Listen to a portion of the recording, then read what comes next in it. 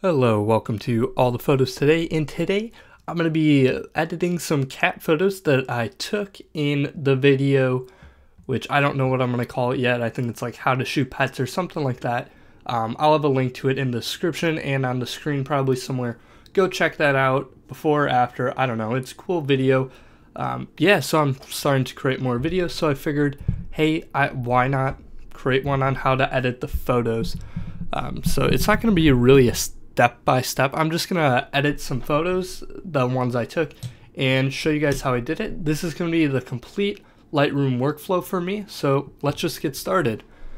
This is probably going to be a longer video, sorry about that, but first thing I'm going to do is import Command-Shift-I or just file import. Again, if you're on a different system other than Mac, it's not going to be the same. Well, it's going to be the same, it's just not going to be the same Command-Shift-I. You guys know what I mean. Okay, so I just unselect the ones that I don't want to import, and then right over here I have a file renaming. I have a custom one already created, and then I edit the name. So I have the date set up first by year, month. You guys can see this. If I go over 1,000, then I'll change it. But usually my photo shoots don't really go over 100 too much, so I just keep it at 001. And I guess I'll just call this cat playing or something. I don't know. For me, the names aren't that important. The important part is that it has something so that if, I don't know, years down the line, I want to look at it, I can find it, I guess. I don't know. I'm not too big on that organization. Yeah. Then I just hit import. And there it goes. While it's importing, I'm going to rename the folder. So I'm just going to go rename. And then this is just how I organize it. You can organize it however you want. Everyone has a different way. But yeah, I really recommend having some sort of organization because it can be a real pain in the ass if you don't. Yeah, I'll just show you while this is all importing my organization. So we have 2015, this is the hard drive, this is the computer, but on the hard drive we have it by year. And then, yeah, it's just all the dates, really easy to find, and then, yeah. For me, the names aren't really that important because I just look at the first photo, but yeah. Okay, so this is gonna put them all to DNGs, and while it's doing that, I'm just gonna fast forward it or something. Okay, so I got everything imported. I'm pretty sure there's some photos that weren't taken from the video before, but that's okay. I'll still show you guys how I would edit them and all that stuff. Okay, so the first thing I'm going to do is just click on them. I'm in the library module, and I'm just going through them and just finding out which ones are decent, which ones aren't. Obviously, this one isn't in focus, so I don't want to use it. So for me, I go finding all the photos that, I guess 1 star for me is usually like throw away. 2 star is like the first round, like, okay, and then I'll go through them again and 3 star them, 4 star them, and so on. Yeah, I guess I'm not really going to do 1 star. I tend not to really throw away too many photos. I don't know why.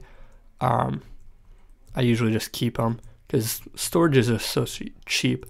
So shooting at 1.8, and then this is when it was on aperture priority, and you can really see, is that sharp? I don't think that is. You can really just see how, like, you need, the shutter speed just wasn't fast enough. So these first ones aren't in focus, and I'm being pretty picky here. I really only need 1 or 2 good shots. I'm not looking to create like a ton of them. This is focused on the nose, not the eyes. So that's going to be a common problem, and you really want to just find, to get a good, really good shot, it has to be focused on the eyes. I'll just 2 star that. I think it is on the eyes, not 100% sure. the better your display is, the easier this is to find focusing.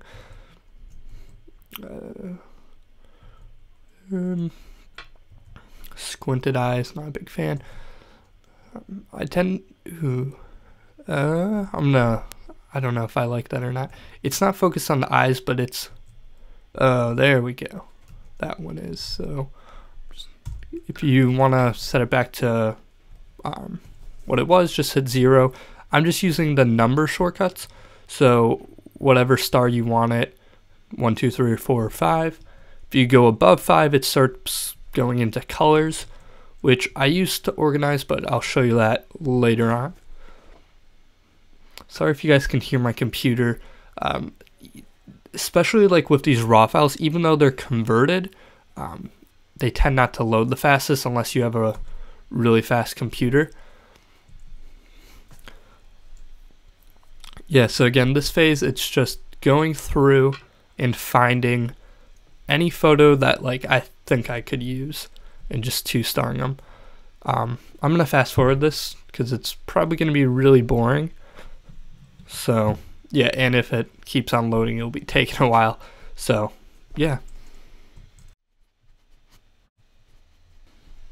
Okay, so I've made my picks for the 2-star, and that's just ones towards the end I usually start getting a little bit more picky because I don't want to go through as many photos. But usually it's like these are any photos that I might want to use, I guess. Then I'm going to go not metadata, attribute, and we're going to go 2 stars because that's what I did. So this was just the photos that I like the best. Yeah, if you find like, for me, for this purpose, like this will work. If you find that like, oh, there isn't enough photos, you can go back and do it again. One quick tip, for instance, you guys saw my computer loading a lot. It's going to take more time because I have the screen recording going on in the background, so that takes up some computing power, and my computer is not the fastest. But you can also use other programs like Photo Mechanic or Bridge, which sometimes speeds up that process, especially Photo Mechanic, but you're going to have to pay for that. Okay, so this was the one I was not sure if it was sharp or not. I hope it... Okay. I just don't think it is. I think the focus is up here a little bit.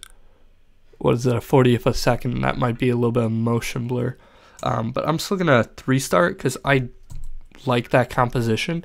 Okay, so now with all these photos looking so similar, we gotta find which one we want to go for the best. So I guess for me, my thought is between this photo and this one. I guess I'll just do both because we really, so what we'll do is just probably like copy the settings over. Both of these clearly need to be cropped in my opinion, but we can do that later. I'm not a big fan of either of them. So we're down to 3 images that I like. Of course, you can be less selective, more selective. The reason why I'm not really deleting any photos and why I don't really think you should delete them with, especially pets, is that this is all memories and stuff. Like, no one's, like, when you're looking at those photos, like, it just, for me, it's all memories. Like, it's hard to explain. I guess I really don't care if it's a good photo or not. I still want to have them because it brings back, like, the playfulness of a cat. I don't know. Just with storage being so cheap nowadays, just why not keep it? So we're at the develop module. Yeah, so let's just start editing this. Do I want to crop it? This one, because we're already cropping it on the ear, which I'm not the biggest fan of. You know, I think I'm just gonna keep it like that. The exposure, maybe, it's hard with this cat because of her eyes and then the white on the white background. We're going to add a little bit of contrast, not too much, because we really don't want to make it look, the blacks stand out too much. We want to keep it natural, kind of I kind of, with the blurred background, I like the airy look. Pull down the highlights a bit. Shadows, gonna pull up. And of course, everyone has their own preferences. I'm gonna hold Alt. And then just so I have just a tiny bit of white in there. That's just something I do. I want to see a little bit of black, a little bit of white in all my photos. You can do that. You can crush the blacks, soften the blacks. I don't care. Whatever you like to do. Don't go too much on the clarity because it'll look weird like it does there. Little bit of vibrance. Saturation I'm going to actually pull down a bit because this yellows are bothering me.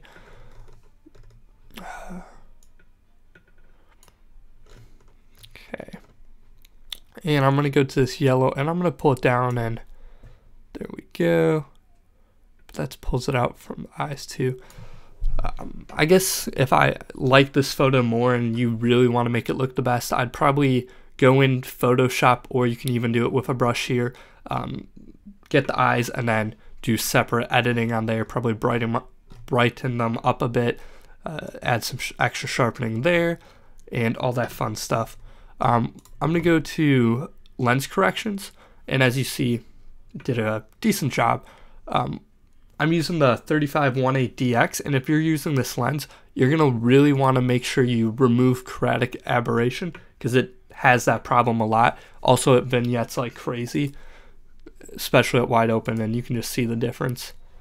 Yeah, so I'm pretty happy with that edit. It looks natural. That's why I kind of like in pet photos. Yeah. Okay, so for this photo, I do want to crop it. So we're going to hit auto.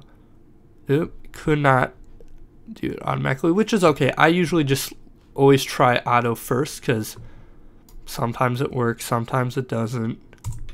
How does that look? No, that looks like shit.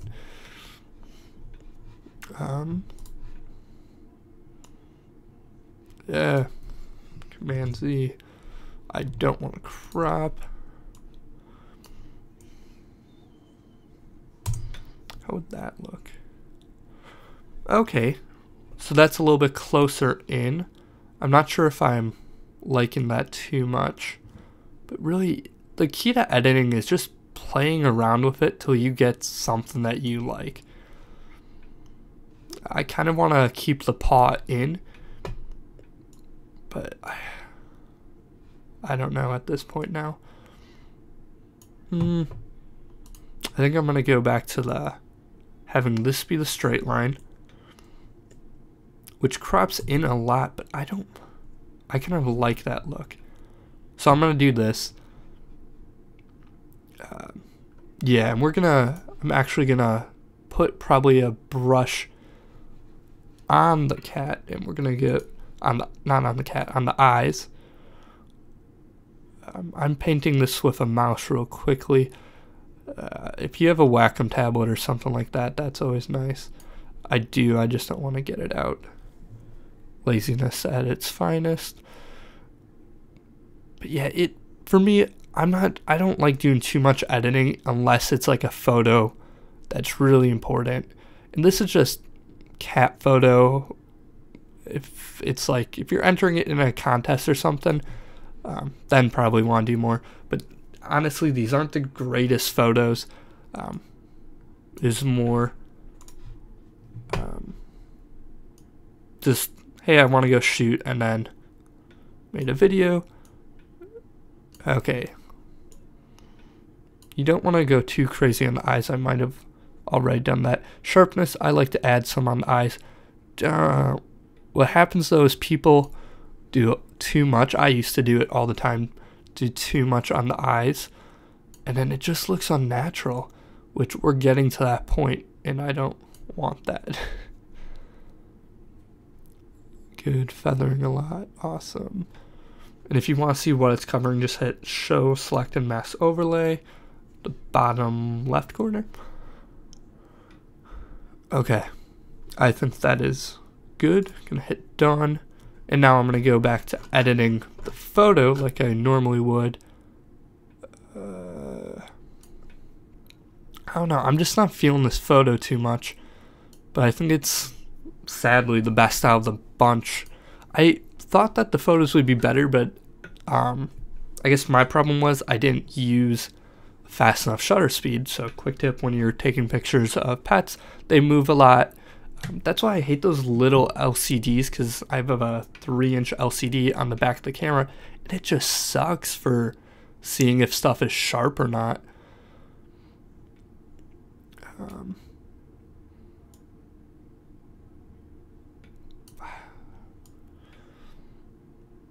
Gosh, this is really annoying being so laggy.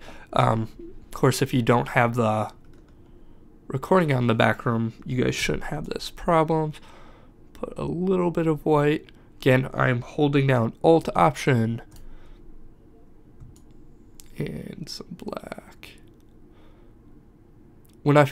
Usually when I see like that it's big parts, like for instance, if the blacks that are peeking are part of the fur, like it was there, or part of the cat's fur, I usually won't have it show, or won't show as much. But if it's something in the background, then I tend to push it a little bit. Yeah, really, I always find that with pets, you don't need as much processing, which is kind of nice. There we go, add some sharpening. That's why you don't want to do too much to the eyes, because you add some more to the photo. Remove. And didn't do too much, because again, we have a crop. I guess cropping, everyone has their opinions on it. I know if you follow Jared Polin, Frono's Photo, he really doesn't crop. I find not cropping kind of stupid. Like, if you can get a better image with a crop, just crop. Don't rely on it, but if you can, why wouldn't you?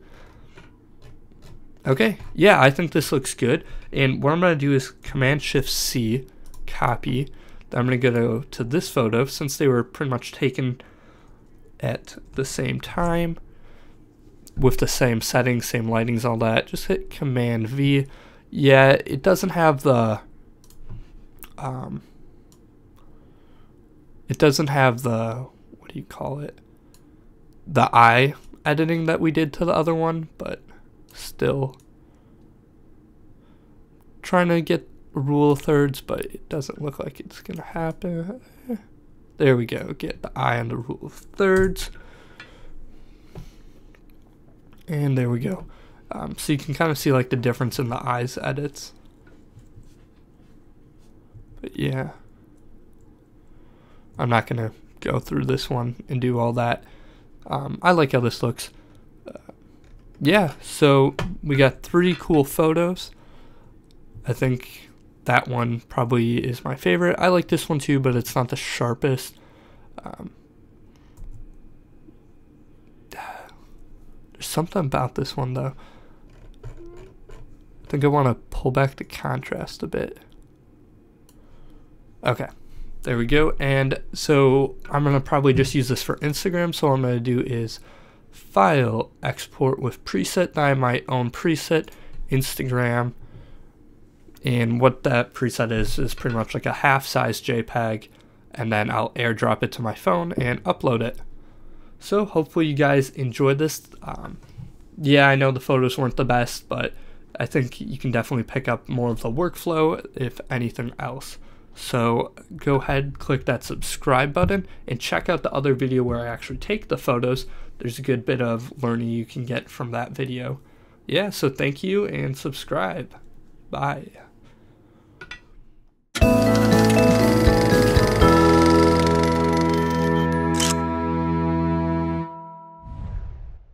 Dippity-doo.